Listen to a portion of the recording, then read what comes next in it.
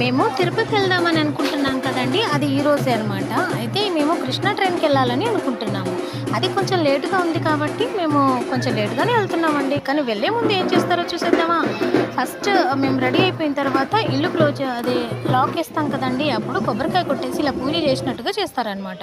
అంతేకాకుండా మేము ఆటోలో స్టేషన్‌కెళ్ళాలి కాబట్టి ఆటో కట్టించుకున్న తర్వాత ఇక్కడి నుంచి బస్ స్టాప్‌కెళ్ళడానికి ఇలా డప్పులతో అంటే డీజే డప్పులు అలా ఉంటుంది కదండీ! ఆ విధంగా తీసుకొని వెళ్తూ ఉంటారనమాట. మధ్యలో వాటర్ ఇలా పోస్తూ ఉంటారండి. దేవుడిని మొక్కున్నట్టుగా అలా మొక్కుకుంటారనమాట.